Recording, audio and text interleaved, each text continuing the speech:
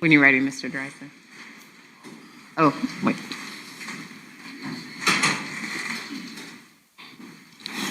Okay. Whenever you're ready.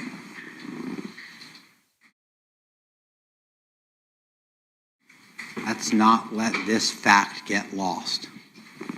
I know this case. I almost fell out of my chair. It would have been a horrific fact if it were true. Use your collective memories to recall what the government told you in their opening statement. To make it seem as though Mr. Fernandez gained $50,000 the week after the homicide for his heroic act of helping the Gardner Trust commit a homicide, Ms. Stifler told you, quote, a week after Jared Bridegan's death, the defendant transferred $50,000 from Shanna Gardner's trust into his own personal account. And we all know that's not true. It's not even close to true. It did not happen. It was such a big statement. I watched you all. Your notes will reflect. And it's not true. And I spent the time going through with Detective Johns, statement by statement, to show you there was no $50,000 transfer. There wasn't a $10,000 transfer, a 20, a 30, a 40. There was nothing but two transfers, one of $1,500, one of $1,800, and maybe another $1,000. And when I asked him, do you know if those went to Mr. Fernandez? He would say, no, I don't know. He has all of Mr. Fernandez's financial records. If those did go to Mr. Fernandez, he would know it. The evidence is that that did not happen. Mr. Fernandez, think about if they had told you this. No one would have wrote it down because it wouldn't have been important. Mr. Fernandez took $50,000 of his own money and transferred it to a joint account of First Choice Home Rentals so that he could pay for a $15,000 air conditioning unit and the checks that he wrote to Henry Tenon. There wasn't enough in the account. All Mr. Fernandez did was transfer money that he had in his account, hundreds, I think it was $212,000 or $160,000, and he moved $50,000 to the business account. It covered all the expenses, and then he moved the remaining balance back to himself. What benefit did Mr. Fernandez get from the transfer of that $50,000? And the answer is zero. It was his money, and he covered expenses to his premarital rental property. That's what happened. And you have to ask yourself, when you go back and deliberate, why did they tell me that?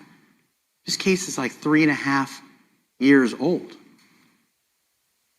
They have to know what money was moved. Why did they tell me that in opening statement?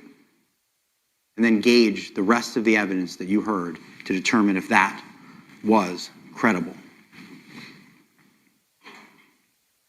How many times did they tell you, we don't know where Mario Fernandez was during the homicide? And then there's no evidence of who was driving the blue F1 Ford 50 the night of the homicide. And then in her closing statement, she told you two things. She said, go to the next slide. I think maybe on there. Well, I'll get to that. And I've been jumping the gun on the slides, but I'll skip, I promise, when I get there. She told you an opening statement that two people can keep a secret if one person's dead, which means that two people who are alive can't keep the secret, right? That's what the saying is. Then today, she told you it had to be Mario Fernandez because it was mutual destruction between Henry Tenon and Mario Fernandez. Those are two completely different concepts. Two people can keep a secret if one is dead, and it's mutual destruction. And then we don't know where he is, but he's in the blue truck. Two totally different concepts. And then Ms. Stifler gave you this whole example about how it had to be Mr. Fernandez in the blue truck because it was mutual destruction. There's only one person Henry Tenon would trust, and it's got to be Mr. Fernandez. Has to be because no one else would get involved. No one else could take the chance to get caught. Has to be Mario Fernandez. And then about 30 minutes, and right before she closed, do you remember what Ms. Stifler said to you? Well, of course there's no DNA. Of course his hair's not in the truck. Of course there's no surveillance because he's an architect of the crime. And architects hire the painters. Of course you don't have paint on your hands if you're not a painter.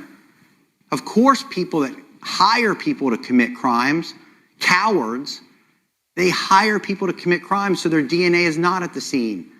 So their hairs are not in the Ford F-150. So they're not caught on surveillance. Well, which one is it, folks? Is it that Mr. Fernandez has to be in the truck because he's the only one that Henry Tenon would trust? Well, that's not good. That doesn't fit the evidence because there is no DNA. He's not caught at the scene. He's not seen on surveillance.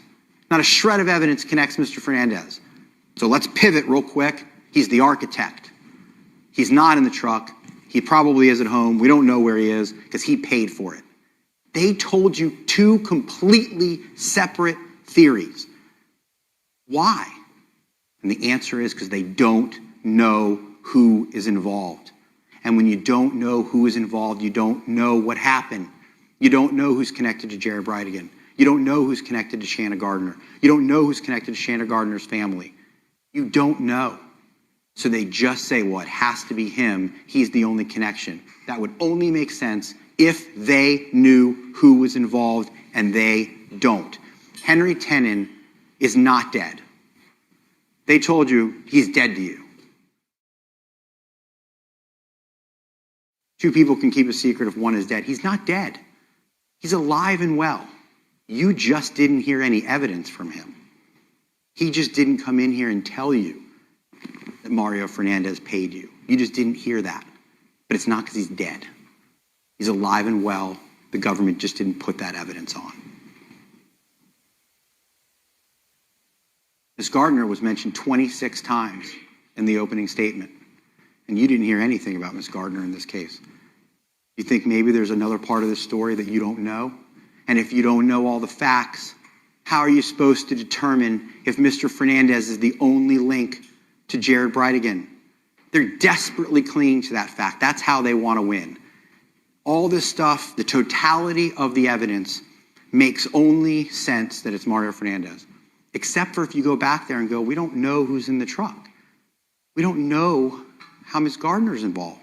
I didn't bring up Ms. Gardner. The state did 26 times in their opening statement, and you didn't hear anything about her during this trial. How are you supposed to convict Mr. Fernandez of first-degree murder and solicitation to commit first-degree murder when you don't know who is involved? The answer is you cannot. We can't present that evidence.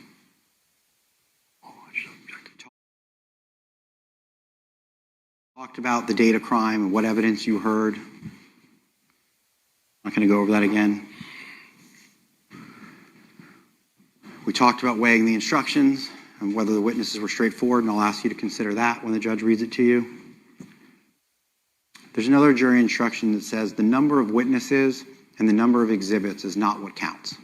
This whole stack of evidence that's been in front of you for the last 6 days, these framed jackets and these framed shell casings and the keys to the truck, just because there's a lot of it, and just because they called more witnesses than we did, the judge is going to instruct you that you have to weigh the evidence, not the number of witnesses and not the number of exhibits. Mr. Fernandez elected not to testify in this case, and I spent a great deal of time in jury selection speaking to each and every one of you about many different reasons why a person would not testify in their own defense other than the fact that they are not guilty. The judge is going to read you that the Constitution requires the state to prove its accusations against the defendant Mr. Fernandez has a constitutional right not to take the stand in his own defense, and you cannot consider that in your deliberations. I asked you in jury selection that if anyone were to go back there and do that, and you all agreed that would be unfair, that you would follow the law, that you would not allow your other fellow jurors to consider that or talk about it if the judge in fact instructed you on it, and she is going to. And I hope that you will hear that objection. You will understand why a person who is not guilty, in fact, a person who is innocent and did not participate in this crime, still may have elected his constitutional right to not take the stand. And that's why I spent so much time in jury selection talking about why a person may not do that and getting you all to agree and understand that it's not because he's hiding anything. It's because he has a constitutional right that he's exercising. These have been behind you the entire time. I asked you at any given point to look and say, with the totality of all of the evidence that you heard during the course of the 6 days and the evidence that I reviewed with you this afternoon, what evidence was there that Mr. Fernandez wanted Jared Bridegan to die? The answer, none. What act did he do? What did he say that was intended to aid or to incite, cause, encourage, assist? The answer is none. I showed you every witness. I showed you a picture of every witness. We went through and talked about it. I know I didn't talk about everything they said, but I'm telling you that your collective memories will reflect that there was no evidence that Mr. Fernandez wanted him to die. There was no evidence that he said anything to Henry Tenon to cause him, encourage him, or assist him. And then for the criminal solicitation, next, that he solicited Henry Tenon prior to February 16th. What witness? What evidence? The checks were for legitimate work. They were post the homicide. They're going to keep harping on these checks. There's no check in November. There's no check in December. There's no check in January. There's no check in February. 2 checks in March, 1 check in April. That's it. That's what they're going to tell you is the circumstantial evidence that he solicited someone. Henry Tenon committed this crime on credit. Murder for credit. It just doesn't happen, folks. There's no financial transactions to support circumstantially, and there's no evidence or testimony to suggest that Mr. Fernandez did something or said something to Henry Tenon. None. Doesn't exist in this case. And lastly, we get to the reasonable doubt instruction. And a reasonable doubt as to the guilt of the defendant may arise from the evidence, meaning that what you heard is not consistent with a crime. The evidence in this case is that Mr. Fernandez wrote Mr. Tenon some checks for legitimate work that he did. Mr. Fernandez owned Potomac, and that's why he was there. The evidence that we saw was that he would go there regularly. He had a legitimate reason to be there. He would go there twice in a day. He had no contact with a 10mm firearm. All of the reasons that the evidence that you heard would give you doubt that he was involved in a first-degree murder or solicitation to commit murder. That's what that instruction is telling you to look at. Or it's telling you, don't look at the evidence, or look at the evidence, and look at the lack of evidence. What connection is there to a 10mm firearm? None. What evidence is there that Mr. Fernandez asked, did something, said something to Mr. Tenon? There is none.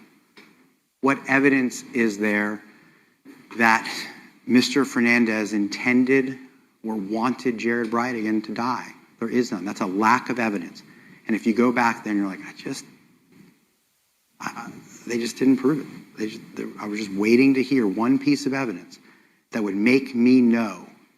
That's what that jury instruction says, is that the 3 things that you use are the evidence itself, which in this case should give you reasonable doubt. The lack of evidence, which in this case certainly should give you lots of reasonable doubt. And then there's a conflict in the evidence, when the evidence just doesn't line up. When one witness says the guns came in a lockbox, and another witness says they came in gun cases, no witnesses say that Mr. Fernandez had anything to do with the firearm, that's a conflict in the evidence that doesn't make sense. Conflicts in this case, there's no DNA in the blue truck, but the government wants me to believe that he's in the blue truck. There's no fingerprints in the blue truck, but they want me to believe he's in the blue truck. There is no physical evidence that ties him to the scene, no surveillance, no eyewitnesses, nobody that puts him outside of his house on that night. But they want you to believe that he's running from his house to the truck, to turn back off his phone, to run back later in the night, to hand back keys. I mean, you heard that today. There's like, what evidence is there that Henry Tenon needed to get keys from anybody else other than the driver of the blue truck? So they just throw it out there. That in and of itself is a conflict because the evidence doesn't support that he ever left his house. And if that gives you any doubt, just one singular doubt, that you aren't convinced that every single one of you knows with every fiber in your body. You heard Mr. Mizrahi say in jury selection, it's been referred to as an abiding conviction of guilt. This is the highest standard. Being convinced. And I spoke to you about probable cause. It's the lowest level of proof in this country. To arrest somebody, to pull them over, it is literally, by law, the lowest standard of proof we have in this country. And how many times has the government told you in this trial that they believe other people are involved, like John Biggerstaff, that he's lying to you, that he gave him a firearm? They haven't arrested John Biggerstaff. How unfair is it what they're asking you to do? They're asking you to go back in this room with the highest level of burden of proof, the toughest burden of proof that we have in this country, beyond to the exclusion of a reasonable doubt. And they want you to believe that John Biggerstaff gave Mario Fernandez a 10-millimeter weapon, and they have never even arrested him. They've threatened him. They've offered him immunity, but they can't even arrest him with the lowest level. They're asking you to find that it's reasonable that he gave it to him using the highest standard. That is simply unfair. And it tells you that they cannot prove that John Biggerstaff provided a firearm. Otherwise, he would not have been in here on his own volition, walking in. He'd be a principal to first-degree murder of Jared Bridegan, and he is not. Before we move on, the word that they use is convinced. Abiding conviction of guilt is what Mr. Mizrahi referred to, and lawyers refer to that as. You have to know, and if you don't, the judge is going to tell you that if you have a reasonable doubt, you must acquit the defendant. That's what the law is. If you go back there and you're like, they just didn't connect all the dots, the judge will tell you, in her words, you must acquit the defendant, meaning you have to find him not guilty if you have one reasonable doubt. Elements we have gone over and over every time we've spoken to you. I want to point out number 4. The judge is going to tell you that the lawyers are not on trial. Your feelings about them should not influence your decision in this case. If I acted a certain way, if I was too aggressive with a witness, if you thought I was pushing Detective Johns' buttons, or I could have been nicer or more polite, I will take the criticism. I'm not the best lawyer in the world. I make mistakes. I get caught up in it. I get emotional. If you go back there and you think that something I did or Mr. Hill did, I'll concede it was probably me. In this case, was unprofessional or whatever the case is, don't hold that against Mr. Fernandez. Hold that against me. And that's what the judge will instruct you.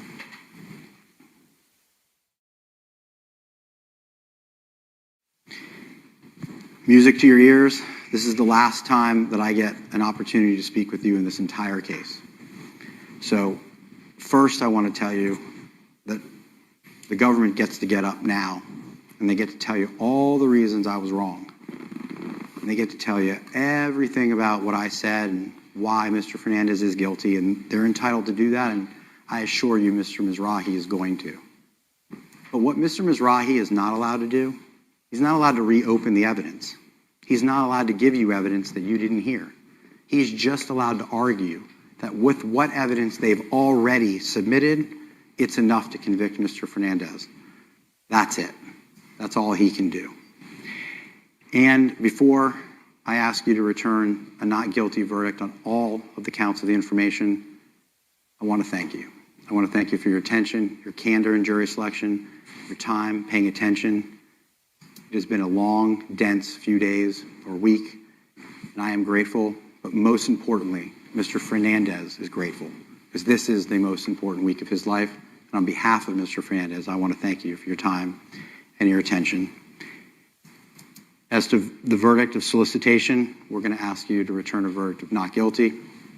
As to verdict murder in the first degree, we are going to ask you to return a verdict of not guilty, because we believe the evidence in this case shows the government wholly and woefully failed in their obligation and their burden to prove to you that a crime was committed. And most importantly, it's because we believe that Mr. Fernandez is innocent, and he got wrapped up in something that he never should have been wrapped up in, that he knew nothing about. We'll ask you to return a verdict of not guilty. Thank you.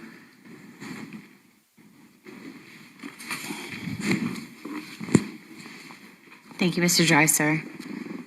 Does Mr. Mizrahi, do you need a moment to set up? I just need a brief moment, Your Honor. We can do that while the jury is in the courtroom. It should not take me long, and I'll give the defense a chance to move all their stuff.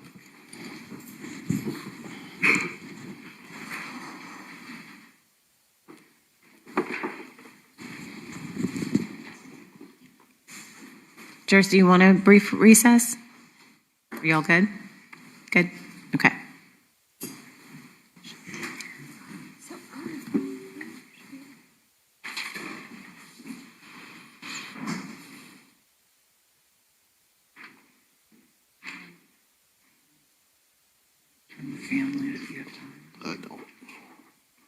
Your Honor, Okay.